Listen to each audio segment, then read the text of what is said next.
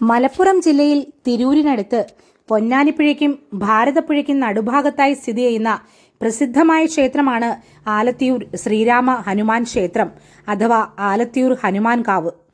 ആലത്തിയൂരെ ഹനുമാനെ പേടി സ്വപ്നം കാണിക്കല്ലേ, പേടി സ്വപ്നം കണ്ടെന്നാൽ വാല് തട്ടി ഉണർത്തണേ. പണ്ട് കുഞ്ഞുനാളിലെ ഉറങ്ങാൻ പോകുന്നതിന് മുൻപ് ഇത് ജപിച്ചിട്ട് കിടന്നാൽ ദുസ്വപ്നങ്ങളൊന്നും കാണില്ല എന്ന് അമ്മൂമ്മ പറഞ്ഞു തന്നിട്ടുണ്ട്. ആലത്തിയൂര് ശ്രീരാമചന്ദ്രനാണ് മുഖ്യപ്രതിഷ്ഠയെങ്കിലും ചിരഞ്ജീവിയായ ഹനുമാൻ സ്വാമിക്കാണ് ക്ഷേത്രത്തിൽ കൂടുതൽ പ്രാധാന്യം. കൂടാതെ തുല്യ പ്രാധാന്യത്തോടെ ലക്ഷ്മണനും മറ്റു ഉപദേവതകളും ക്ഷേത്രത്തിൽ കുടികൊള്ളുന്നുണ്ട്. ഐതിഹ്യപ്രകാരം ഇവിടുത്തെ ഹനുമാന്റെ വിഗ്രഹം പ്രതിഷ്ഠിച്ചത് 3000 വർഷങ്ങൾക്ക് മുൻപ് വസിഷ്ഠ മഹർഷിയാണ്.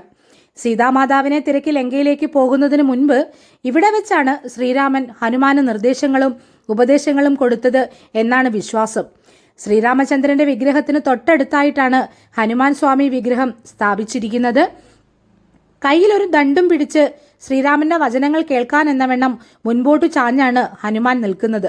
ലക്ഷ്മണന്റെ ക്ഷേത്രം ഇവിടെ നിന്നും ഏതാനും മീറ്ററുകൾ അകലെയാണ്. ഹനുമാനും ശ്രീരാമനും സ്വകാര്യമായി സംസാരിക്കുവാനായി ലക്ഷ്മണൻ മാറി നിന്നു കൊടുത്തതാണെന്നാണ് വിശ്വാസം. കടലിന് മുകളിലൂടെ ലങ്കയിലേക്ക് ചാടിയ ചാട്ടത്തെ അനുസ്മരിപ്പിക്കുവാനായി ഇവിടെ ഒരു തിട്ട കെട്ടി